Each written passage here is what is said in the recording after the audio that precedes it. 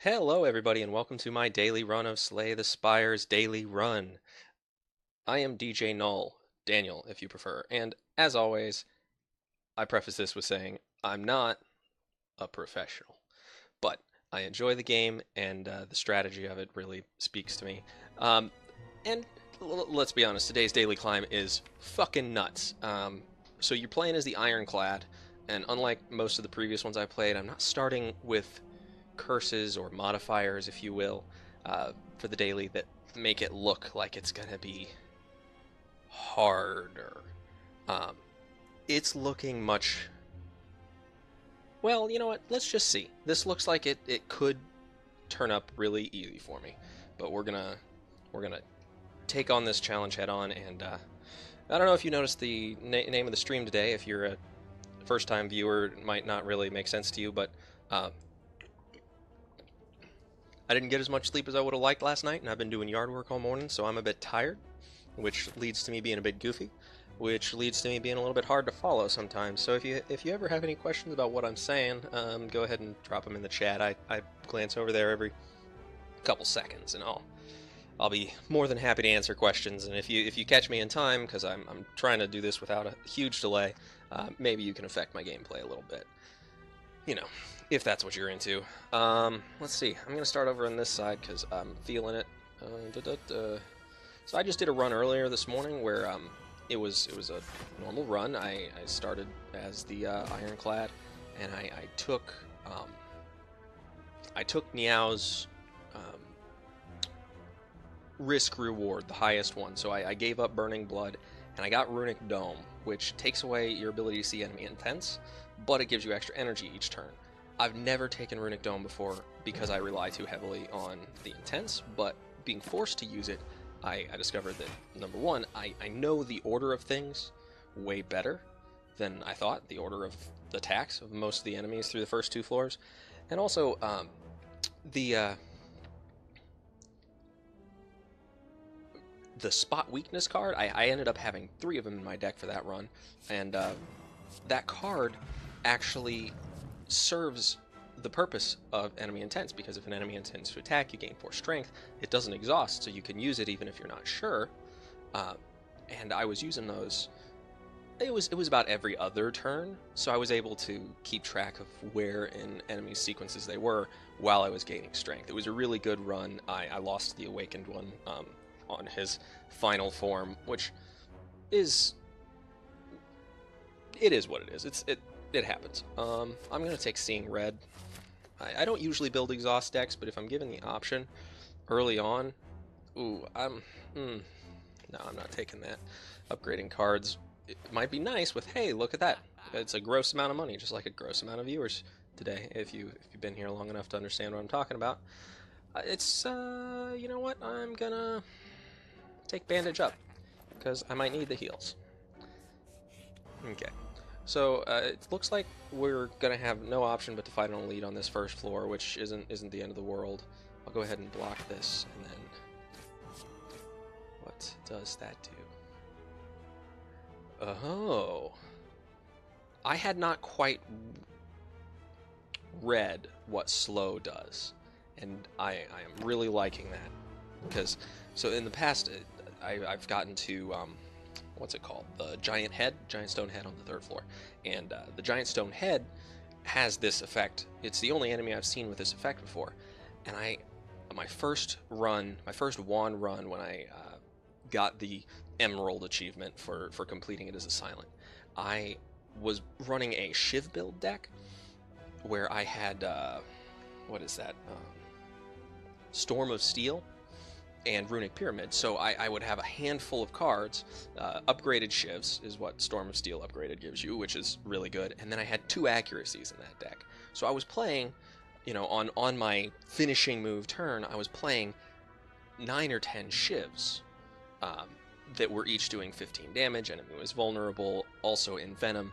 It was disgusting. I just destroyed that. What is it called? That fight. Devastated. It was really good. I felt good about how that run ended up. funny enough, I was in the car on the way back from visiting a friend when I started that run, and then, you know, me and the buddy who were driving in the car, we ended up getting a little bit bored. So while he was driving, I just sat there, played Slay the Spire on my laptop, and I'm gonna go second wind, and playing Slay the Spire on my laptop in the car. I didn't think I was gonna do very well because I started out and I got Velvet Choker. No, that was a different run because I wouldn't have had the ability to play Storm Steel like that. That did happen on one of my car runs, though. But I traded in my initial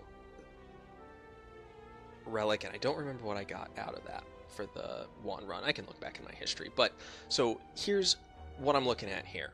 I would normally take a relic because you can remove regret anytime. But because you lose max HP when you rest at campfires, I'm going to take max HP, and if they have Singing Bowl at any point down the line, I'm going to take Singing Bowl and just hope to build a small deck, keep it fewer than 15 cards, so I can continuously increase my max HP. Because otherwise, I'm going to end up dying because I've given up too much max HP. Let's see. I can't upgrade cards at rest sites, so rest sites are useless to me at full health. You know what? I'm going to go fight this boy. Okay, it's the Lagavulin, which is maybe not the best enemy to get this on, but, you know, we'll see. At least he doesn't attack the first turn. I've got him vulnerable. I can block, strike. Okay. So the reason I didn't block that 8 is because I have Burning Blood and I have Bandage up, which means I can...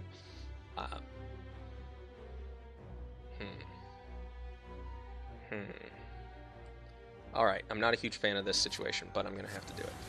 So I'm going to take that 18 damage to the face. You know what? This isn't going so badly. Well, let's see how... He's about to make me, what is that, vulnerable and weak. That's okay, because I have enough block to get at least a little bit started, and then I can deal some damage. So slow is huge for when you're building block decks, because each block card you play makes them essentially more vulnerable. And since I'm the Ironclad here, this daily run specifically gives you the opportunity to essentially double vulnerable your opponents all of the time, and I'm loving that. Just a kind of sideways thought. That was you know what? 1, 2, and 3. Anchor, that's going to be useful. I don't want that, but I do want that. Do I want to heal, or... You know what, I'm going to fight a little boy. I shouldn't take any damage here, right? Theoretically. We'll see. Okay, gotta play that because Ethereal, I don't want to lose that card. I needed to play a block card anyway, so that works. So Cultists, one-on-one, these guys are the easiest thing in the world to me. I've never had a problem with a single Cultist. With the exception of when the first couple dailies that came out, the lethal modifier gave them +3 strength, and because they multiply their strength every turn, that got nasty fast, and I was unable to effectively finish these guys off. So hopefully, let's see, I'm going to throw a weak here because I don't want to take more damage than I can heal using Burning Blood at the end. Ghostly Armor, of course. Strike and strike. Kill that boy. Dropkick, I have a hard time turning down Dropkick unless I have something that limits the amount of cards I can play per turn. I love the energy mechanics in this game. I think Ice Cream is the most overpowered relic in the game, and I love it. I never get it, but when I do, it always feels like a wand run when I do. up until the moment I lose, which any of you who play this game know that that is absolutely the case. If this game will make you feel like you are just killing it. One run, easy day until you don't, until you go into a fight with a elite full health and just get trounced. But that's the game. It's part of why we all love it, because it makes you feel like a badass even when you lose.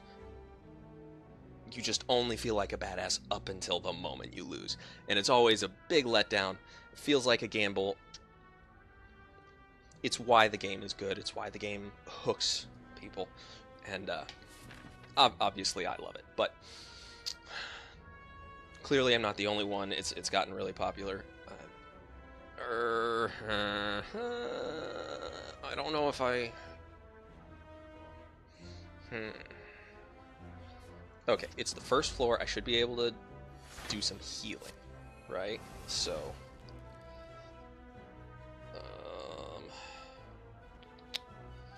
drop kick, seeing red, strike. So the reason I even used any those extra cards was to get the slow effect on this. I don't think... Okay, yeah, I interrupted him, so he's going to split into 232 health little boys who aren't going to attack that first turn. Ghostly armor. I try to focus down one slime at a time. I don't know if that's the right way of doing it, but it is a way of doing it. Alright, so 3, 6, 9. Only doesn't do any damage. I gain more frailty, which is fine. I need some more vulnerability in my deck. Need some more vulnerability. Okay, so I'm going to take some damage I didn't want to here, which happens. But taking 9 damage, which, if that's all I took, I will still be net positive 1 HP for this fight, which is the way that you have to play this game. It's really great. The min-maxing aspect of this game is part of why I love it. You just have to be so strategic and mathematical, and because there's no...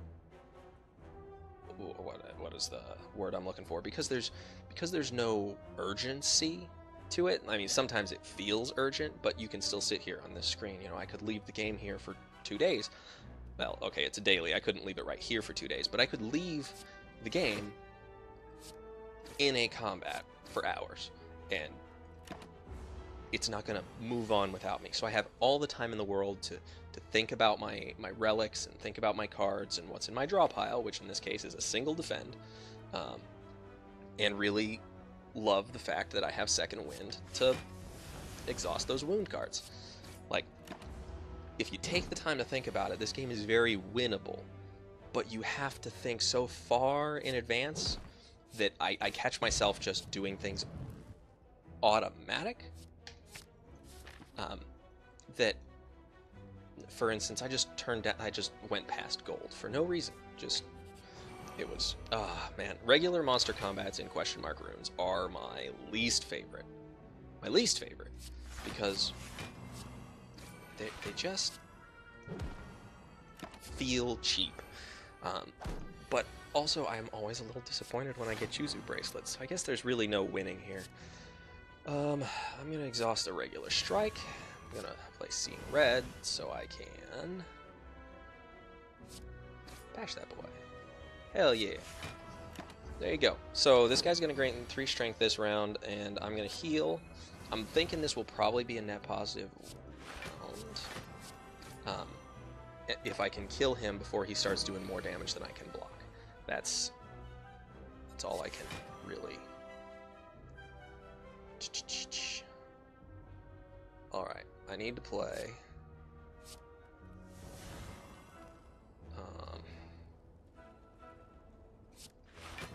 Alright, so... he's got 9 strength now, which just is disgusting. I don't like it. I'm exhausting all of my regular strikes, which maybe isn't the best tactic, but I need to deal damage eventually. I've gotten super off track. Second wind, drop kick. Okay, so he's gonna do a lot of damage here unless I can block some. There we go. So I'm gonna take 11 damage, which means that this fight is gonna be a net negative on me, which is what it is. But okay, it's gonna be pretty net negative. 821 strength. I hate these guys. I hate them so much. But fight's over. Moving on. Intimidate's nice. Weak to all enemies for 1 turn. Find some potions. Hell yeah. Dex potions are useful. I've said before how much I love Dex, especially on block builds. This isn't shaping up to be a block build, so I'm not super worried about it, but it is still, it is still what it is. I'm going to go ahead and play a strike on each one of these boys. Get that armor out of the way. Man. So like I was saying before, I followed surprisingly well the attack orders of enemies when I had Runic Dome yesterday, or this morning. The exception to that being when I had more than one enemy, like these mixed enemy types, when you have the 3 louses versus 2 louses, which one does what in what order becomes harder to follow, and I'm gonna exhaust a strike because these guys are not letting me anyway. And alright, so I can't do enough damage to do anything. You know what? Throwing an explosion potion is worth it in this case because I need to heal and I don't want to use campfires to heal, right? So if I'm able to do regular enemy combats without taking damage, I win. Or at least it becomes much easier. I haven't started incorporating additional strength into my build yet. I'm gonna do cleave. The multi-target damage is really important to have in a deck. Okay, so I deal 6, I have 4, they have slow, so I will kill this guy if I do all 4 attacks on him. There you go. Look at that. Sexy. That was sexy, you have to admit. So those are the things. This game follows its own rules beautifully, and it's one of the things that just makes the game playable. Because here I am, I'm gonna drink a Dex potion so that my defense will fully block him, and then he does nothing to me. And I can intimidate. Have to play ghostly armor, and there you go. He has 8 health, he's not going to do anything, and I should draw enough attacks on this turn because my deck is small enough, I know that, to finish him off. So there you go. That was a very net positive run.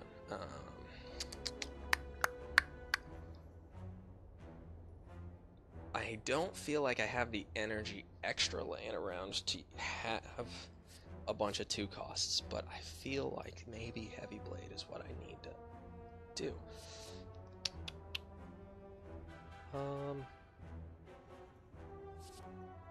I'm gonna do Anger because it's early enough in the game that I might be able to.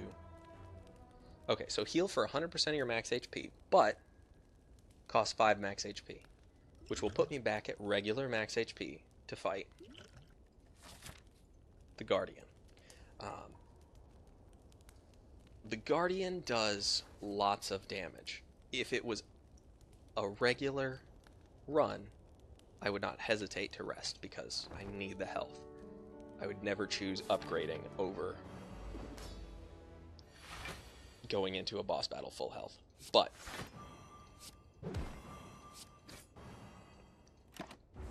because of the modifiers on this specific daily run, I'm conflicted.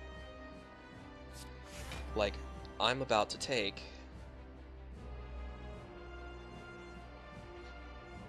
32 damage in 1 turn because I don't have much of a say in the matter. I can drink this block potion. I am going to drink a Dex potion because it's looking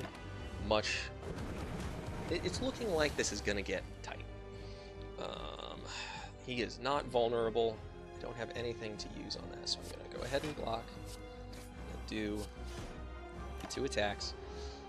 He's going to attack 5 times 2. I will apply a weak,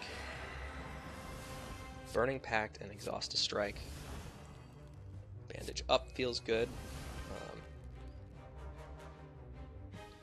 And then I'll just block him.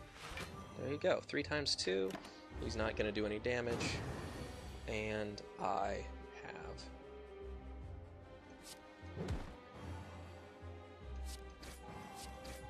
this.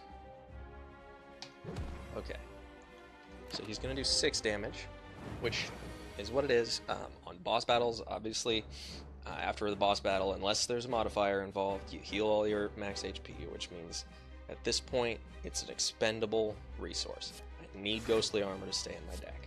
I should have done that in the other order, do 2 extra damage when or 1 extra damage, because I could have dropped the block before I dropped the attack there. I need to pay more attention to that, because now I'm going to take 14 damage. And that stuff gets, like, those small margins get pretty big. I'll block all but 1 of that damage because I can. Oh baby. Oh baby. I'm going to capitalize on the fact that I have both vulnerable and the slow on him. I did so much extra damage thanks to the slow on those last couple attacks. Yikes. Yikes. Oof. That's going to be more damage than I want to take.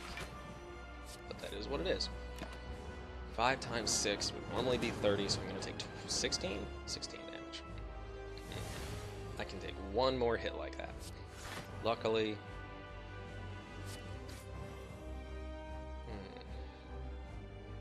I am going to take 4 damage after his attack. Okay, so I will defend. Second wind. He's not going to do anything to me, and now these anchors are going to do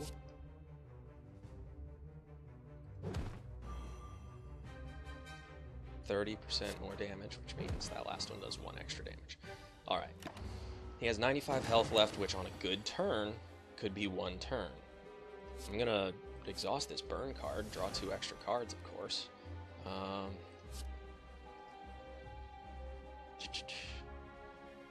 Gotta play a defend. And I will anger, because the... Oh! And there it is. See, I should have waited because I got an extra energy out of that. I could have done more. But I got hasty. Luckily, he's not attacking this turn, but that probably means he's doing a big attack next turn. 9 times 2, I can work with that. Let's see. Defend, defend, anger, strike. He has 53 health. He's going to do 8 damage, 5. Oof. This is getting tight. I'm not a fan of the fact that I didn't draw anything. So this is the end of my run. I didn't draw a single block card.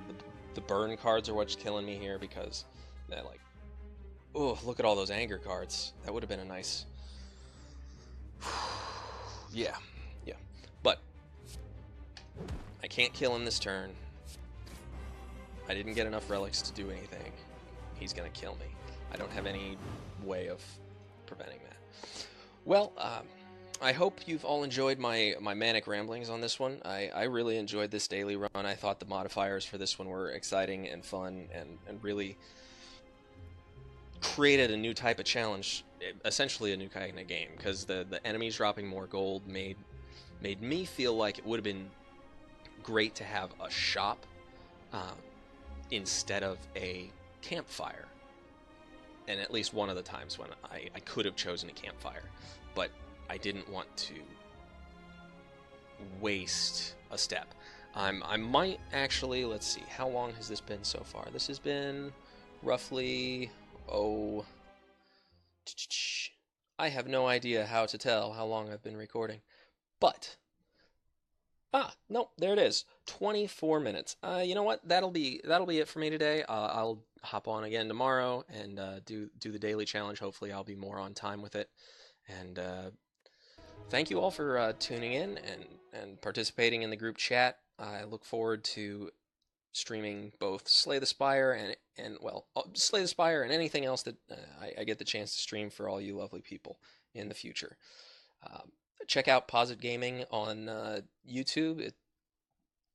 Our channel is Posit Gaming, spelled Posit Gaming. The website is positgaming.com. We review games, we talk about things that excite us there, and we generally speaking just enjoy being nerds. And if that's what you're into, you should check out the community. It's a growing community, and we're really excited to be bringing our passions to people who share those. So thanks again for watching. You enjoy the rest of your afternoon, and I hope to see you on my stream again tomorrow when I take on tomorrow's hopefully just as awesome daily.